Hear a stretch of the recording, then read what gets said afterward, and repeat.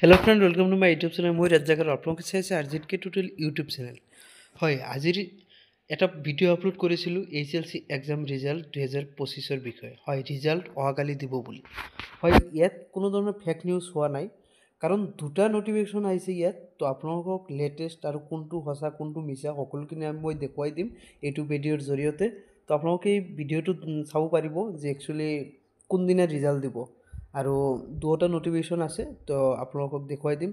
তো ভিডিঅ'টো ষ্টাৰ্ট কৰাৰ আগতে আপোনালোকৰ এটা ৰিকুৱেষ্ট, এতিয়ালৈকে মোৰ চেনেলটো ছাবস্ক্ৰাইব কৰা নাই, প্লিজ ছাবস্ক্ৰাইব কৰিব, লগত থকা ঘণ্টা বাটনটো বজাই দিব, যেতিয়া নতুন নতুন আপডেট আহে তাতে সকলোতকৈ আগত আপোনালোকে খবৰসমূহ পাই থাকে। তো আপোনালোকক প্ৰথমত মই সেইটো নটিফিকেশ্যন দেখুৱাম যিটো মানে আহিছিল আগত। ইয়াত কি লিখা আছে, টুইটাৰত লিখা আছে, হিমন্ত বিশ্ব শৰ্মা ডাঙৰীয়াৰ, মুখ্যমন্ত্ৰী ডাঙৰীয়াৰ, the HLC 2025 result will B declare on 10th of April 2025 by 10 AM students shall check their result through the respective website of SEBA। এইখিনি লিখা আছে। এইখিনি লিখাৰ পিছত এইটো কোনোবাই দুষ্টচক্ৰই এডিট কৰি লিখি দিছে।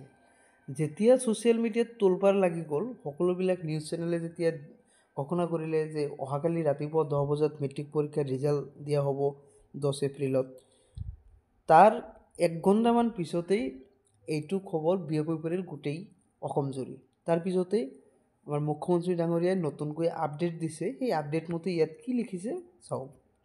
9 মিনিট আগত আপডেটটো দিছে, তো আপোনালোকক লগত সেইটো শ্বেয়াৰ কৰি আছোঁ যে to all parents and students, matriculation exam result will not publish tomorrow. Result will be announce as soon as they are ready.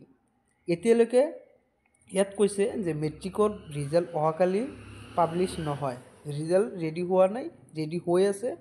তো সেইটো ডেটটো ফিক্সড হোৱা নাই, ডেটটো জনাই দিব। I would like to inform all parents and students that the HLC examination result will not be released tomorrow. Once the results are ready, the board will announce them promptly.